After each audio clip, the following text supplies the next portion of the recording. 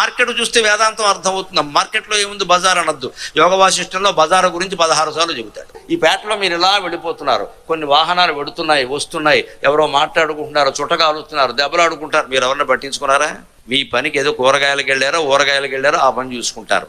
సరిగ్గా సంసార జీవితంలో, ఉద్యోగ జీవితంలో ఎలా ఉండాలంటే ఎక్కడ ఏం జరిగినా ఇంట్లో కూడా పట్టించుకోవద్దు, మన పని ఏదో మనం చెయ్యాలి అంతే. లెక్క మన ముందే, మన కళ్ళ ముందే మన గురించి విమర్శించుకుంటూ ఉంటారు. హే హే నవ్వి చూదిరేయడమే అంతే. నన్ను అలా అన్నావా అంటే ఇంకా ఎక్కువ అంటారు. వీళ్ళ స్వభావం ఇదన్నమాట. ఇన్ని తినేసారు ఇలా మాట్లాడుతున్నారంటే అని గ్రహించుకో, అయిపోయింది. ఇంకా పెట్టకో, వదిలే.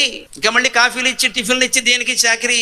మనం ఏం చేస్తామంటే ఎవరన్నా విమర్శించినా, మన పట్ల సరిగ్గా లేరన్నా, బంధువుల విషయంలో ఎలా ప్రవర్తిస్తామో తెలుసా, వాళ్ళని పిలిచి మళ్ళీ ఏదో ఇస్తూ ఉంటే ఇది అనవసరపు చాకరీ. ఇవ్వక కట్ చేయి.